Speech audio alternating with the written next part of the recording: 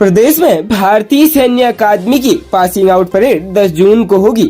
इसमें 374 cadet pass out होंगे। इनमें 7 मित्र देशों के 42 कैडेट भी शामिल रहेंगे। सेना प्रमुख मनोज पांडे परेड की सलामी लेंगे। परेड को देखने सेना के तमाम अधिकारी, देश विदेश के गणमान्य लोग व कैडेट्स के परिजन दून पहुंचेंगे। अकादमी प्रबंधन परेड की तैयारियों में जुटा है। Gentleman cadet passing out parade की जमकर रिहर्सल कर रहे हैं। परेड से पहले भी अकादमी में कई कार्यक्रम आयोजित होंगे। अकादमी अधिकारियों के अनुसार 2 जून को ग्रेजुएशन सेरेमनी होगी, जिसमें आर्मी कैडेट कॉलेज विंग के कैडेट्स को जवाहरलाल नेहरू विश्वविद्यालय की डिग्री से दीक्षित किया जाएगा। इसके बाद ये सभी कैडेट अकादमी का हिस्सा बन जाएंगे। 8 जून को अकादमी में कमांडेंट परेड व अवार्ड सेरेमनी होगी, जिसमें सैन्य प्रशिक्षण के दौरान उत्कृष्ट प्रदर्शन करने वाले कैडेट्स को पुरस्कृत किया जाएगा। मुख्य पासिंग आउट परेड से एक दिन पहले यानी 9 जून को अकादमी में मल्टी एक्टिविटी डिस्प्ले शो आयोजित किया जाएगा। पासिंग आउट परेड में इस बार घोड़ा बग्गी दिखाई नहीं देगी। अब तक निरीक्षण अधिकारी 4 घोड़ों वाली बग्गी में परेड मैदान में पहुंचते थे। पटियाला के पूर्व महाराज ने यह बग्गी 1969 में आईएमए को भेंट की थी। इसके अलावा जयपुर के पूर्व महाराज की ओर से उपहार में दी गई जयपुर कोच, विक्टोरिया कोच व कमांडेंट्स फ्लैग कोच भी चलन में रही है। लेकिन अब रक्षा मंत्रालय के आदेश के तहत भारतीय सेना ने औपनिवेशिक प्रथाओं जैसे बग्गी, पाइप बैंड आदि को समाप्त कर दिया है। इसलिए इस बार आईएमए पासिंग आउट परेड में घोड़ा बग्गी को शामिल नहीं करेगा। प्रदेश में आदि कैलाश यात्रा के लिए आए एक यात्री की हार्ट अटैक से जान जाने की सूचना आ रही है। यह यात्री आदि कैलाश मार्ग बंद के बाद नारायण आश्रम मंदिर दर्शन के लिए जाजे लखनपुर में भूस्खलन होने से बंद है, जिसके चलते रामदास ने सड़क मार्ग खुलने पर नारायण आश्रम मंदिर दर्शन करने की इच्छा जताई थी। कर्नाटक के उरई से 68 वर्षीय रामदास आदि कैलाश यात्रा के लिए आए थे। रास्ता बंद होने के कारण उन्होंने नारायण आश्रम जाने की इच्छा जताई, लेकिन वहां जाते समय उनकी जान चली गई।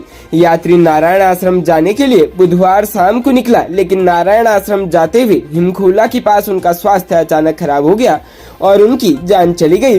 चिकित्सकों के अनुसार यात्री की हार्ट अटैक के कारण मौत हुई है। सीओ नरेंद्र पंत ने बताया कि यात्री के परिजनों को इसकी सूचना दे दी गई है। मृतक के परिजनों के आने के बाद आगे की कार्रवाई होगी। मृतक का शव धारचूला मोर्चरी में रखा गया है। बताया जा रहा है कि मृतक के ग्रुप में शामिल अन्य लोग लखनपुर में रास्ता बंद होने के बाद मुंशियारी के खलिया टॉप गए हुए हैं। पुलिस महानिदेशक कुमाऊं परिक्षेत्र डॉक्टर नीलेश आनंद भरने ने शिकायतकर्ता की शिकायत को गंभीरता पूर्वक न सुनने पर चौकी प्रभारी मनोज कुमार चौकी खेड़ा थाना काठगोदाम को पुलिस कार्यालय में संबद्ध कर दिया है। श्री रूपराज पुत्र स्वर्गीय गंगाराम निवासी ग्राम बागजाला पोस्ट कुंवरपुर गौलापार तहसील हल्द्वानी जनपद नैनीताल द्वारा जनता दरबार में पुलिस महानिरीक्षक के समस्त उपस्थित होकर बताया गया था कि उसका विपक्षी मोहन चंद्र पड़लिया पुत्र केशव दत्त पड़लिया निवासी देवला मल्ला गौलापार से 2.25 बीघा भूमि का सौदा लगभग 10 लाख रुपए में हुआ था, जिसका भुगतान इनके द्वारा नगद व चेक के माध्यम से किया गया था। अब मोहन चंद्र पड़लिया द्वारा जमीन देने के इनकार किया जा रहा है, जिसके संबंध में आवेदक द्वारा चौकी खेड़ा पर जाकर शिकायत किए जाने पर चौकी प्रभारी द्वारा प्रकरण को निष्पक्षता पूर्वक न सुनकर शिकायतकर्ता के प्रार्थना पत्र पर कोई कार्रवाई न करते हुए तथा उच्च अधिकारी गणों द्वारा निर्गत किए गए आदेशों का पालन न कर प्रार्थना पत्र की जांच कर प्रकरण का निस्तारण गुणदोष के आधार पर नहीं किया गया।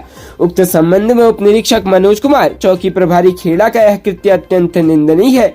इनके द्वारा आवेदक की समस्या को सुनकर निष्पक्षता पूर्वक कार्रवाई की जानी थी, लेकिन इनके द्वारा ऐसा नहीं किया गया है।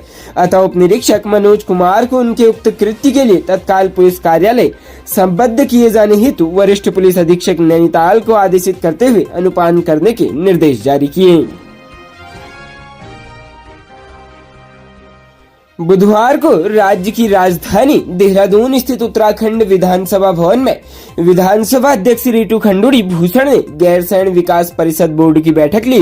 वहीं इसी दौरान बैठक में उत्तराखंड विधानसभा अध्यक्ष द्वारा विकास परिषद के अधिकारियों को जरूरी सुझाव एवं दिशा निर्देश दिए। इस दौरान विकास परिषद की बैठक में विकास परिषद की गैरसैंण के विकास को लेकर गहन चिंतन मंथन हुआ।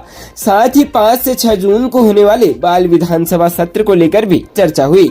इस मौके पर विधानसभा अध्यक्ष ने पिछले फरवरी माह में ली गई बोर्ड बैठक में अवशेष योजनाओं के सापेक्ष पूर्ण योजनाओं की समीक्षा की। विधानसभा अध्यक्ष ऋतु खंडूड़ी भूषण ने गैरसैंण विकास परिषद को बड़ी योजनाओं पर ध्यान देने और कार्य करने के निर्देश दिए। उन्होंने कहा कि खड़ंजा सीसी मार्ग से बाहर निकलकर बोर्ड परिषद को बड़ी योजनाओं पर कार्य करने चाहिए, जो जनता को दिखना चाहिए कि गैरसैंण में विकास हो रहा है। उन्होंने आवास विकास विभाग को स्वीकृत मुख्यमंत्री द्वारा 10 करोड़ की योजनाओं को गैरसैंण विकास परिषद की योजनाओं को जल्द से जल्द स्वीकृत करने को कहा। राज्य के जनपद हरिद्वार से हत्या की सनसनीखेज खबर सामने आ रही है। यहाँ एक राजमिस्त्री अपनी पत्नी की जान लेने के बाद फरार हो गया और उसके स्वजन भी गायब है। मृतक विवाहिता के परिवार वालों ने ससुराल पहुंचकर हंगामा किया। हंगामे के बाद पुलिस ने शव को कब्जे में ले लिया है। मिली जानकारी के मुताबिक एकड़ गांव निवासी 30 वर्षीय बानो की शादी साल 2015 में पथरी थाना क्षेत्र के एथल बुजुर्ग गाँव निवासी जहीर से हुई थी। बताया जा रहा है कि पति पत्नी के बीच अक्सर विवाद होता रहता था। बुधवार की रात्रि दोनों के बीच किसी बात को लेकर विवाद हुआ। दोनों में काफी कहासुनी हुई। आरोप है कि इसी झगड़े में जहीर ने गुस्से में बानो की जान ले ली। जान लेने के बाद जहीर फरार हो गया। सुबह किसी तरह मायके वालों को सूचना मिली तो वह मौके पर पहुंचे और हत्या का आरोप लगाते हुए हंगामा काटा। परिजनों ने फरार पति पर गंभीर आरोप लगाए। उन्होंने बानो की हत्या का इल्जाम भी पति जहीर पर ही लगाया। सूचना पर इंस्पेक्टर पथरी रमेश तनवार, फेरूपुर चौकी प्रभारी वीरेंद्र नेगी गांव पहुंचे और शव कब्जे में लेकर घटना की जानकारी जुटाई। साथ ही फरार पति की तलाश शुरू कर दी है।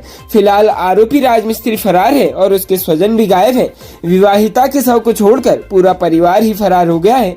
विवाहिता के सिर पर व चेहरे पर चोट के निशान है। पुलिस आरोपी की तलाश में जुट गई है।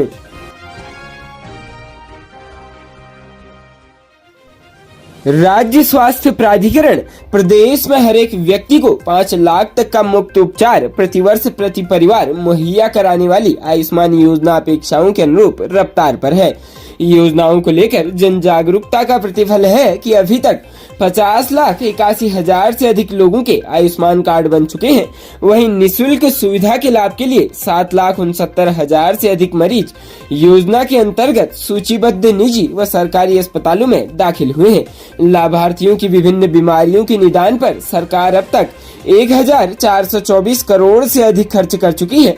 प्रदेश में आयुष्मान योजना का लाभ जन जन पहुंचाने तक राज्य स्वास्थ्य प्राधिकरण की ओर से क्षेत्रों में जागरूकता कार्यक्रम चलाए जा रहे हैं।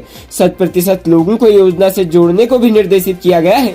आम जन भी योजना के महत्व को समझ रहे हैं। लाभार्थियों की सुविधा के लिए योजना में दिए गए प्रावधानों का अक्षरशः अनुपालन किया जाता है।